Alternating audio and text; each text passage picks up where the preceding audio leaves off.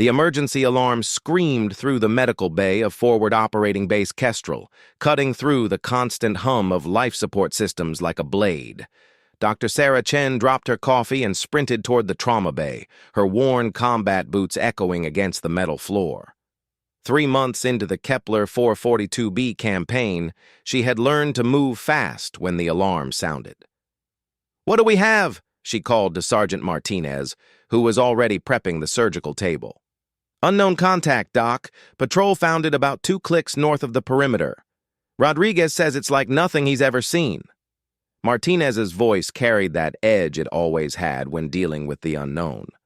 "Command wants you to take a look before they decide what to do with it." Sarah pushed through the double doors into the isolation bay and stopped dead. On the reinforced table lay a creature that defied every xenobiology report she had studied.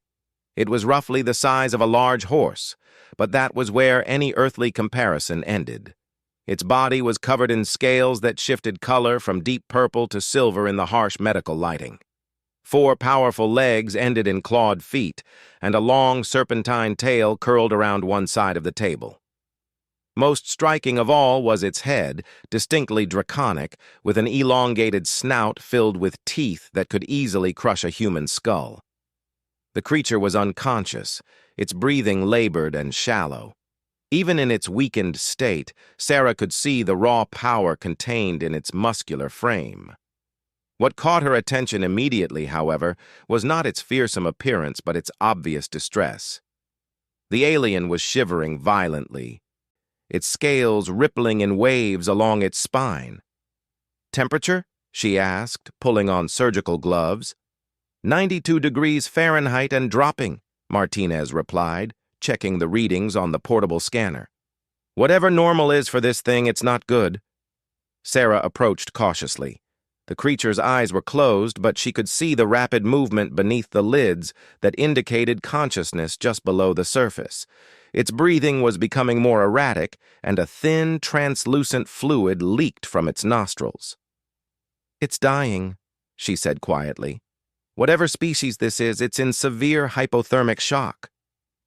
"Doc, maybe we should wait for the xenobiology team," Martinez suggested nervously. "We don't know anything about its physiology. Could be some kind of trap." Sarah studied the creature more closely. Its scales had lost their color-shifting ability and were now a dull gray. The shivering had become more violent, and she could see its pulse racing in the visible veins along its neck. Every instinct she had developed over 15 years of emergency medicine was screaming that this being was in immediate mortal danger. "No time," she said, moving to the medical supply cabinet. "Look at it, Martinez. This isn't an act. It's dying right in front of us." She pulled out thermal blankets and began covering the creature's body, working around its wings. She had not initially noticed the folded appendages along its back, but they were clearly functional. The alien did not respond to her touch, which both relieved and worried her. "Body temperature is still dropping," Martinez reported. 88 degrees now. Sarah grabbed the emergency warming units from the trauma kit. As she activated the chemical heat packs and placed them strategically around the creature's core, she noticed something that made her pause. Along the alien's left flank, partially hidden by its wing, was a series of parallel gashes. The wounds were infected, green pus oozing from the edges. "It's injured," she said, gently lifting the wing to get a better look. "These look like claw marks. Something attacked it." The wounds were deep, cutting through the scales and into the muscle beneath. The infection was severe, and Sarah could smell the sweet, sickly odor of advanced sepsis. She had seen enough battlefield injuries to recognize when someone, or something, was fighting for its life against multiple threats. "Blood work?" Martinez asked. "Can't risk it without knowing its physiology," Sarah replied, continuing her examination. "But I can treat the obvious problems. Get me the broad-spectrum antibiotics and prepare for wound irrigation." As she worked, cleaning and treating the infected wounds, Sarah noticed the creature's breathing beginning to stabilize. The warming blankets were having an effect, and its core temperature had stopped dropping. She carefully applied antibiotic gel to the cleaned wounds and began suturing the deepest cuts with dissolving thread. "Temperature's coming up," Martinez reported. 94 degrees and climbing. The creature's eyes suddenly snapped open. Sarah found herself staring into pupils that seemed to hold depths of intelligence she had not expected. The eyes were a brilliant golden color, flecked with green, and they focused on her with unmistakable awareness. For a moment, neither human nor alien moved. Sarah held her breath, uncertain whether the creature would react with fear or aggression. Instead, those golden eyes studied her face, then slowly moved to take in the medical equipment, the warming blankets, and the freshly treated wounds. The alien made a sound, a low, rumbling noise that seemed to come from deep in its chest. It was not threatening. If anything, it sounded almost grateful. "Easy," Sarah said softly, the way she might speak to a frightened patient.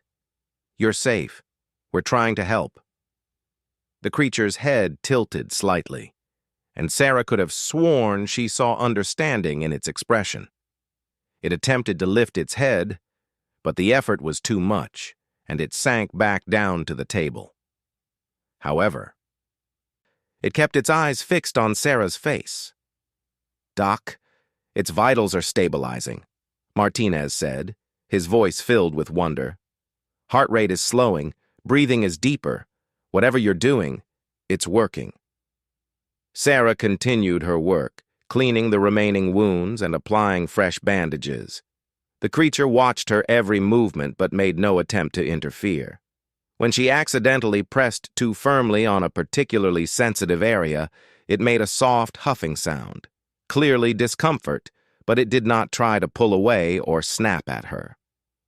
"Incredible," she murmured. "It understands that we're helping." Over the next several hours, Sarah monitored the alien's recovery. Its temperature returned to what appeared to be normal, around 105 degrees Fahrenheit.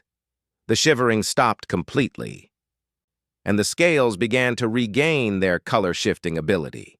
Most importantly, the infection in its wounds was responding to the antibiotics. As evening fell over the base, Sarah found herself sitting in a chair beside the creature's table, updating her medical notes. She had sent preliminary reports to Command and the xenobiology team, but she had requested that any decisions about the alien's fate be delayed until it was fully recovered. The creature had dozed fitfully throughout the day, but its eyes would often open to check that she was still there. Each time, Sarah would speak quietly to it, explaining what she was doing or simply offering reassurance. She found herself growing attached to her unusual patient. "Dr. Chen?" Martinez poked his head through the door. "Command wants an update." "Tell them the patient is stable," she replied. "Full recovery will take several days, but the immediate crisis has passed." And after that, Sarah looked at the alien, which was watching her with those intelligent golden eyes. She had spent the day treating it as she would any patient, with compassion, skill, and respect for its dignity. The idea of turning it over to be studied or worse was becoming increasingly difficult to accept. "I don't know," she said honestly, "but right now, it needs medical care, and that's what it's going to get." As night deepened around the base, Sarah dimmed the lights in the medical bay. The creature seemed to appreciate the gesture, its eyes closing as it settled into what appeared to be natural sleep. She remained at her post, monitoring its vital signs and wondering what would happen when it was fully recovered. She had no way of knowing that her decision to save the alien's life would set in motion events that would change not only her own fate, but the entire course of the war. Tomorrow would bring revelations that would shake the foundations of everything humanity thought they knew about their enemies and their allies in this distant corner of the galaxy. The creature's breathing had settled into a steady rhythm, and its wounds were already beginning to show signs of healing. Sarah made her final notes of the day and settled back in her chair for the night watch.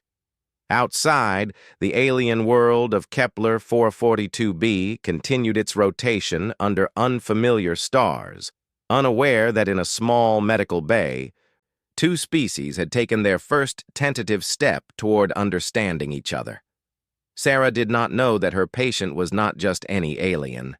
She did not know that the creature she had saved was a member of one of the most feared species in this sector of space, the draconic hegemony, whose warriors had been humanity's most formidable opponents since the war began. And she certainly did not know that the being sleeping peacefully under her care was no ordinary soldier, but someone whose survival would determine the fate of billions. But tomorrow, she would begin to understand. Tomorrow, everything would change. Sarah woke to the sound of movement in the medical bay. Dawn was breaking over Kepler 442b, casting strange orange light through the reinforced windows. She had dozed in her chair despite her intention to stay alert. But years of medical training had left her with the ability to sense when a patient's condition changed. The alien was sitting upright on the table, no longer lying down. Its golden eyes were fully alert, and it was examining its bandaged wounds with what appeared to be genuine curiosity. When it noticed Sarah stirring, it made that same low rumbling sound she had heard the day before. "Good morning," Sarah said softly, rising from her chair and checking the vital signs monitor. "How are you feeling?" The creature tilted its head at her words, and Sarah could see intelligence working behind those remarkable eyes. It lifted one of its clawed hands. She now realized they were more like hands than paws, with opposable digits, and touched the bandages on its flank gently. "Careful with those," Sarah warned, approaching slowly. "They need to stay clean." To her amazement, the alien withdrew its hand immediately. It understood her tone, if not her words. "Dr. Chen?" Martinez's voice came through the intercom. "Command wants to see you, and, they want to see your patient too." Sarah sighed. She had been expecting this. "Tell them I'll be there in an hour. The patient needs its morning medication first." As she prepared fresh antibiotic injections and checked the alien's wounds, Sarah noticed something remarkable. The injuries were healing at an accelerated rate. What had been deep, infected gashes the day before were now clean cuts that appeared to be several days into the healing process. "Incredible metabolism," she murmured to herself. "Your people must have evolved some impressive healing abilities." The alien watched intently as she worked, and when she reached for the syringe to administer the antibiotic, it extended its arm toward her voluntarily. The gesture was so clearly deliberate that Sarah paused in surprise. "You know what this is for, don't you?" she asked. "You understand that it helps." The creature made a new sound, softer, almost musical.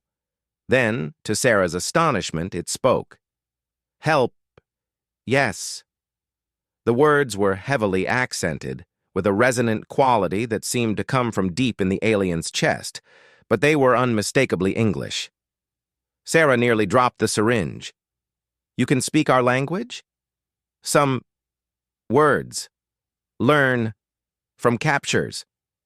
The alien's grammar was broken, but the meaning was clear. "You heal. Why?" The simple question carried such weight that Sarah had to think carefully about her answer. "Because you were hurt. Because you needed help." "It's what I do." The alien considered this for a long moment. "Human medic?" "Yes. I'm a doctor.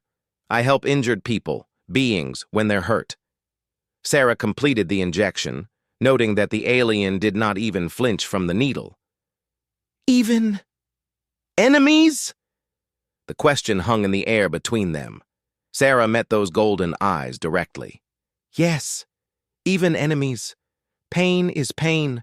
Suffering is suffering. It doesn't matter what species feels it." The alien was quiet for several minutes, processing this information. When it spoke again, its voice carried a note of something that might have been wonder. Strange human concept. Before Sarah could respond, the medical bay doors burst open. Colonel Harrison strode in, followed by 2 armed guards and a nervous-looking xenobiology specialist carrying a tablet full of scans and data. Dr. Chen, step away from the alien immediately, Harrison ordered, his hand resting on his sidearm. Sarah moved protectively between the colonel and her patient. Sir, the alien is still recovering. Any interrogation should wait until... This is not an interrogation, Doctor. This is a security briefing. Harrison's expression was grim. We know what that thing is. The xenobiologist stepped forward, consulting his tablet. Preliminary genetic analysis indicates this specimen belongs to the Draconic hegemony, specifically the Vorthak clan, their primary military leadership caste. Sarah felt her blood run cold. The Draconic hegemony had been humanity's most brutal opponent in the war. Their forces had destroyed 3 human colonies and killed thousands of soldiers. That can't be right. This being was injured, dying. It was clearly a refugee, not a soldier.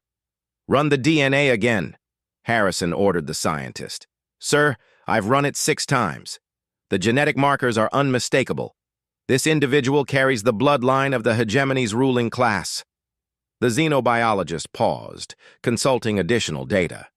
In fact, the genetic profile suggests this might be someone very high in their hierarchy.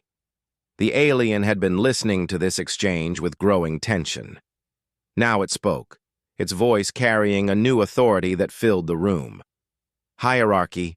Yes, I am Vex High Thane Commander Zephyr Anis of the Crimson Wing Fleet. Silence fell over the medical bay. Sarah had heard that name before. Every human in this sector of space had. Thane Commander Zephyr Anis was one of the hegemony's most respected military leaders, responsible for several successful campaigns against human forces. Impossible, Harrison breathed. Intelligence reports indicated you were commanding the defense of the Arcturus system. You're supposed to be 300 light-years from here. Zephyr Anis, Sarah found it hard to think of her patient by such a fearsome title, struggled to find the right words in English. Betrayal, own forces, attack, clan rivals, seek my death. The picture began to come together in Sarah's mind. You weren't a refugee from our forces. You were fleeing your own people. Political coup, the alien confirmed, pain flickering across its features. Accusation of weakness, showing mercy to human prisoners. Colonel Harrison's expression shifted from suspicion to intense interest. What kind of mercy? Zephyr Anis was quiet for a moment, clearly struggling with both the language barrier and the weight of the admission. Allowed evacuation of civilian transport, children aboard. Could not, how you say, stomach killing of young ones. Sarah felt pieces of a larger puzzle falling into place. The transport from New Geneva, command reported that it mysteriously escaped when it should have been destroyed. That was you, Harrison said, his voice carrying a note of recognition. You let them go. Military targets only, Zephyr Anis said firmly. Honor demands protection of innocent. My clan disagreed, called me traitor. The xenobiologist was frantically taking notes.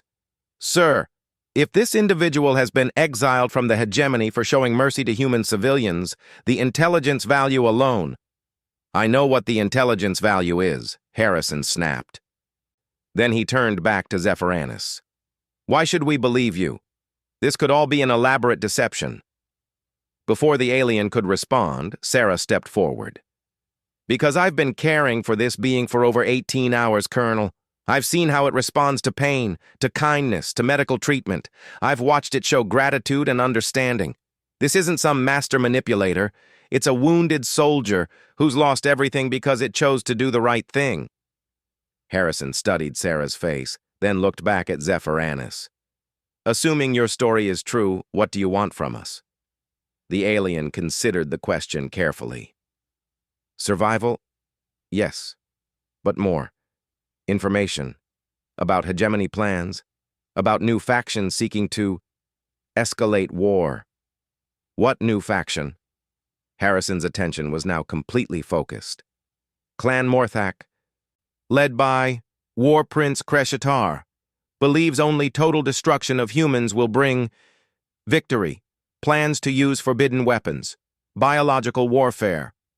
The silence that followed this revelation was deafening.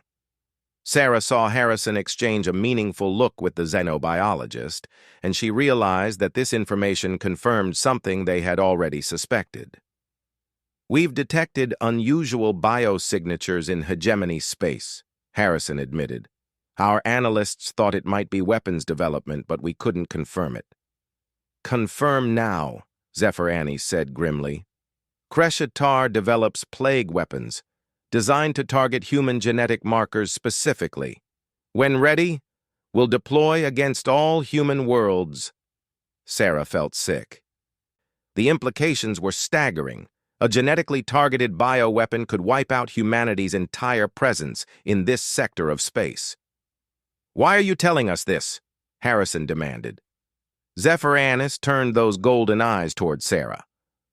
Human medics saved my life, asked for nothing, expected nothing, showed kindness to enemy without thought of reward. Your species has something mine has forgotten. What's that? Sarah asked quietly. Compassion for those who cannot defend themselves. Yesterday I was dying enemy. Today, I am being who recognizes honor when I see it. The alien's voice grew stronger. Kreshatar's way leads only to darkness. Better to stand with those who heal than those who destroy without purpose. Harrison was clearly processing the strategic implications of everything he was hearing. If you're willing to share intelligence about the bioweapons program, we might be able to arrange some kind of protection. Not just intelligence, Zephyranus said. Active assistance. I know Kreshatar's methods, his base locations, his allies. With your technology and my knowledge, can stop the plague weapons before deployment. The xenobiologist looked up from his frantic note-taking. Sir, this could change the entire strategic balance of the war. Sarah watched this exchange with growing unease. While she was relieved that Zephyranus might find protection with human forces, she could see the military calculus already taking over. Her patient was about to become an intelligence asset, and she worried about what that might mean for the being who had shown such trust in her care. As if sensing her thoughts, Zephyranus turned to her. We'll continue to need medical care, wounds, still healing, trust human medic more than interrogators. The simple statement carried a clear message. The alien was willing to cooperate, but only if Sarah remained involved in its treatment. She found herself nodding before she had fully considered the implications. Of course. I'll make sure you get the care you need. Colonel Harrison looked between them, clearly recognizing the unique bond that had formed. Very well, Dr. Chen. You'll continue as the primary medical officer for our guest. But understand that this situation has just become much larger than a simple medical case. As the colonel and his team left to report this development to higher command, Sarah found herself alone with Zephyranus once again. The alien looked exhausted by the emotional weight of the conversation. Rest now, she said gently, adjusting the monitoring equipment. Tomorrow will bring new challenges. Thank you, Zephyranus said in its careful English. For healing, for trust, for seeing person instead of enemy. Sarah checked the alien's vitals one more time, noting that the stress of the interrogation had elevated its heart rate, but that everything remained stable. Get some sleep. We'll face whatever comes next together. As Zephyranus settled back onto the medical table, Sarah realized that her simple act of medical compassion had set in motion events that could determine the outcome of an interstellar war. Tomorrow would bring new questions, new challenges, and new dangers. But tonight her patient was safe, healing, and no longer alone in a hostile universe. 3 weeks later, Sarah stood in the briefing room of the UES Valiant, humanity's newest stealth frigate, watching Zephyranis point out critical details on a holographic display of the Morthak clan's bioweapons facility. The alien's wounds had healed completely, leaving only faint scars beneath its iridescent scales, but the real transformation was in how the creature carried itself, no longer as a broken exile, but as a being with renewed purpose. "The primary laboratory is here," Zephyranis explained to the assembled strike team, using a laser pointer with surprising dexterity. "Triple shielded against orbital bombardment. Only way in is through the service tunnels beneath the complex." Captain Rodriguez studied the schematics with a frown. "Those tunnels look barely wide enough for a human. How are you going to fit through them?" "I will not be entering through the tunnels," Zephyranis replied calmly. "I will be providing distraction. Kreshatar believes I am dead. My appearance will cause confusion among his forces." Sarah felt a chill of worry. Over the past 3 weeks, she had come to understand Zephyranis not just as a patient, but as an individual with hopes, fears, and a dry sense of humor that emerged when speaking their increasingly fluent English. The thought of the alien walking into a trap made her stomach clench. "That's unnecessarily risky," she said. "What if Kreshtar's forces simply attack you on sight?" "Then the distraction will be even more effective," Zephyranis said, with what Sarah had learned to recognize as draconic humor. "But unlikely. Kreshatar will want to capture me alive. To make example, public execution, important for maintaining power." Lieutenant Commander Hayes, the mission leader, nodded grimly. "How much time will that give us?" "Enough. Kreshatar's ego requires theatrical presentation. Will not kill me quickly." Zephyranis turned to Sarah. "But Dr. Chen raises valid concern. This plan carries significant personal risk." Sarah had been dreading this moment for days. As the mission planning had progressed, it had become clear that Zephyranis would be putting their life in extreme danger. She had saved this being from death once, and the idea of losing them to a military operation felt like a betrayal of everything she stood for as a healer. "There has to be another way," she insisted. "Some approach that doesn't require you to surrender yourself to someone who wants to execute you." The alien's golden eyes softened as they looked at her. "Your concern honors me, Dr. Chen. But this is only path to stopping the plague weapons before they are deployed. My personal safety, less important than saving billions of lives." "Both human and draconic lives," Captain Rodriguez pointed out. "Intelligence indicates Kreshatar plans to use the bioweapons on moderate draconic factions as well, once humans are eliminated." "Correct," Zephyranis confirmed. "Kreshatar's vision of purity includes removal of any who show weakness, any who believe in coexistence rather than domination." The briefing continued for another hour, refining details and contingencies. Sarah participated with professional competence, but her mind kept returning to the central problem. The mission required Zephyranis to walk into almost certain death. Later that evening, she found the alien in the ship's observation deck, looking out at the stars through the reinforced viewport. Kepler 442b was a distant speck behind them now, and ahead lay the hostile territory of Morthak clan space. "Nervous?" Sarah asked, joining Zephyranis at the window.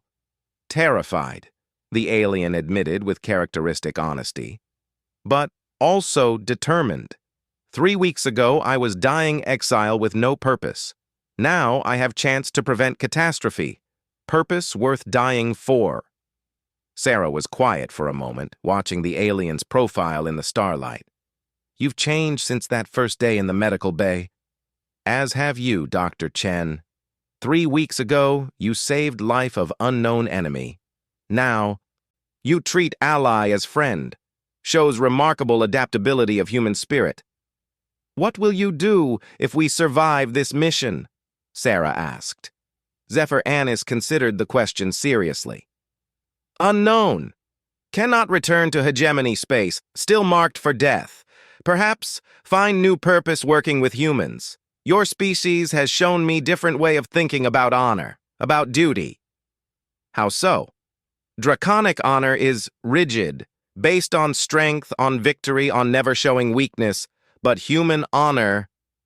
Zephyr Annis turned to face her directly. Human honor is about doing right thing regardless of cost, about healing rather than harming, about choosing compassion even when it appears foolish. Sarah felt warmth at the words, but also a deep sadness. I wish there was a way to end this war without more violence. Perhaps there will be. If mission succeeds, if Kreshatar's faction is weakened, moderate voices in hegemony may gain strength. Voices that remember honor can include mercy.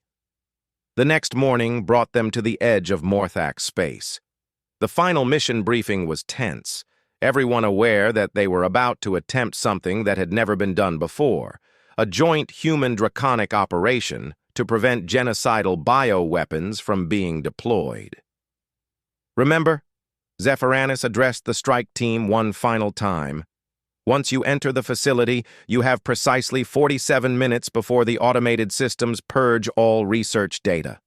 The plague cultures must be destroyed, but the research data must be captured intact. It is the only way to develop countermeasures if other samples exist. Sergeant Williams checked his equipment one more time. What about you? If things go wrong with the distraction, then you complete the mission anyway, Zephyr Annis said firmly. Too much depends on success to abort for one individual. Sarah stepped forward. No, we all go home, or we find another way. I didn't save your life so you could throw it away 3 weeks later. The alien's expression grew gentle. Dr. Chen, you saved more than my life.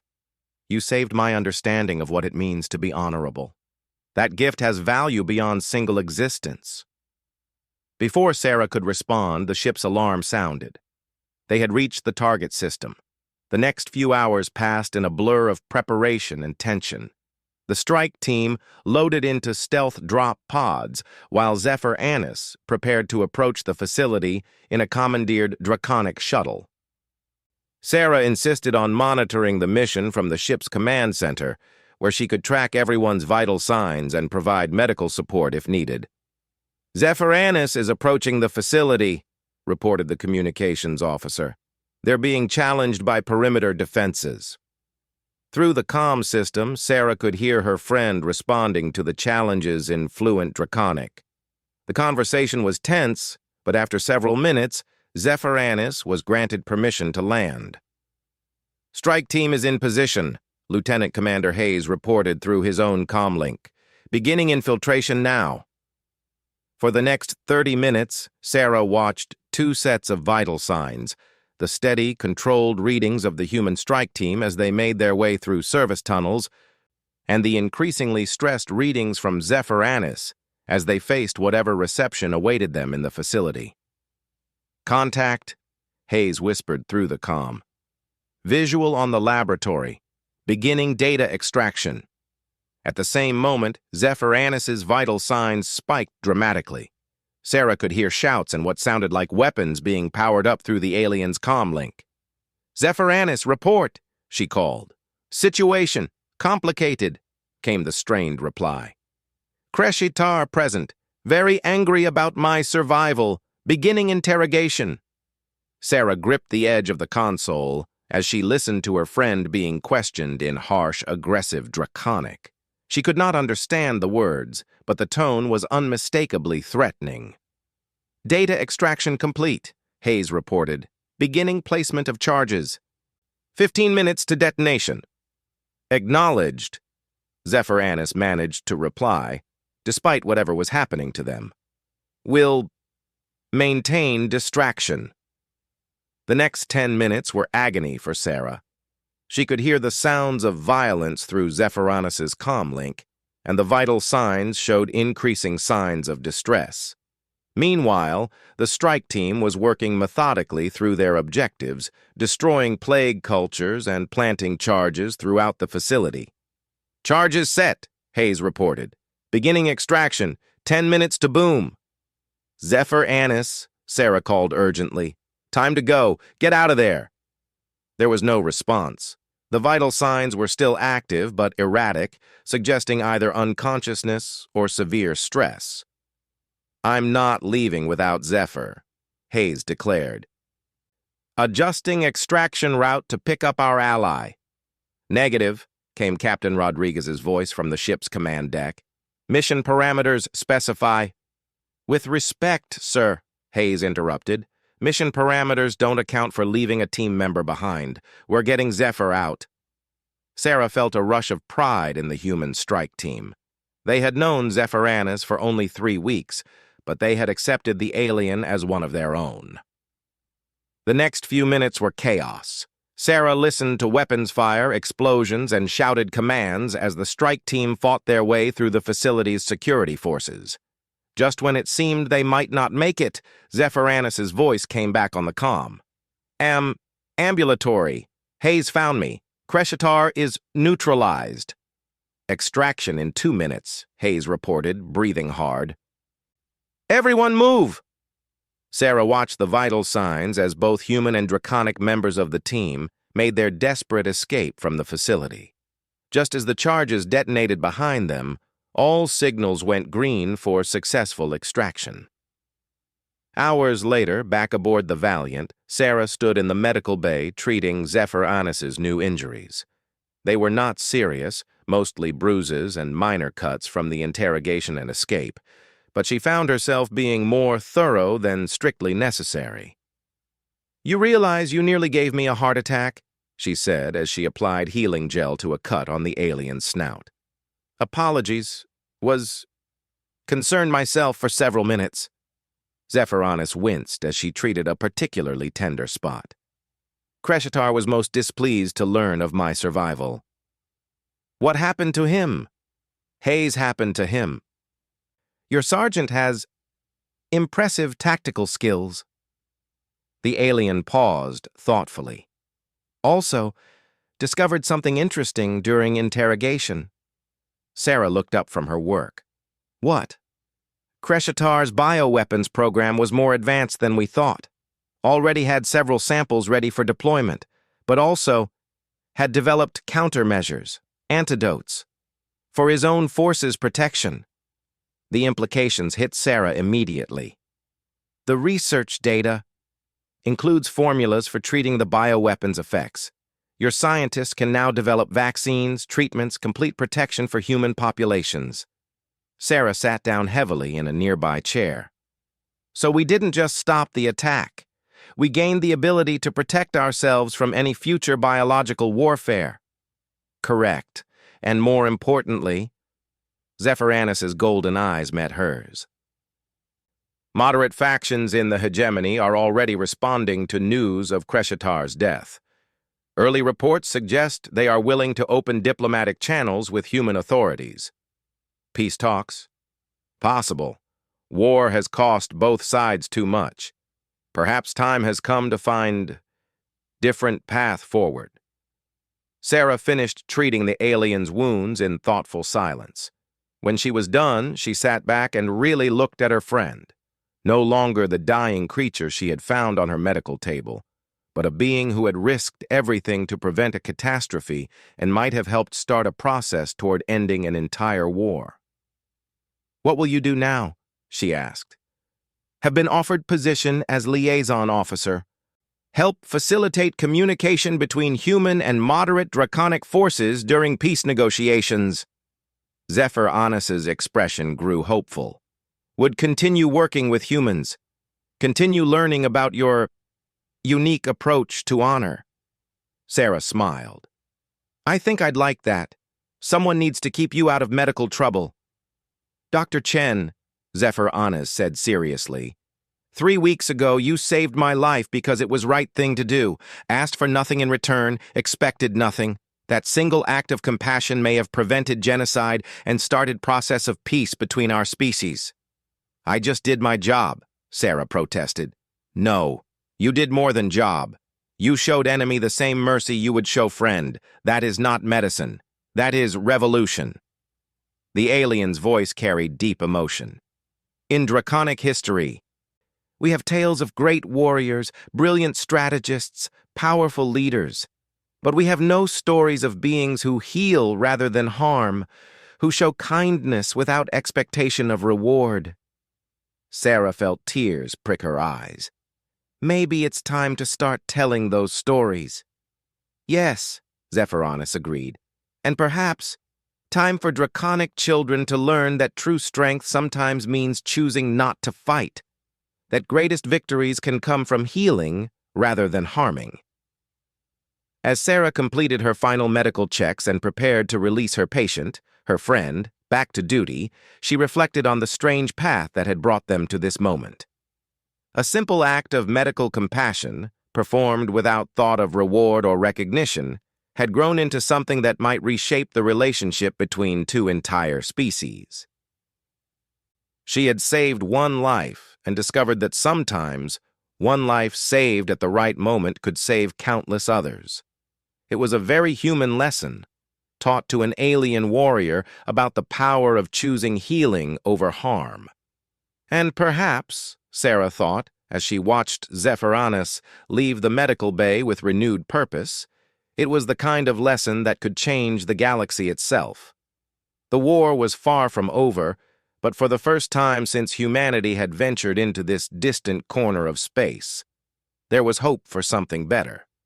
Something that began with a human medic who chose to heal rather than harm, and an alien warrior who learned that true honor sometimes meant showing mercy to one's enemies.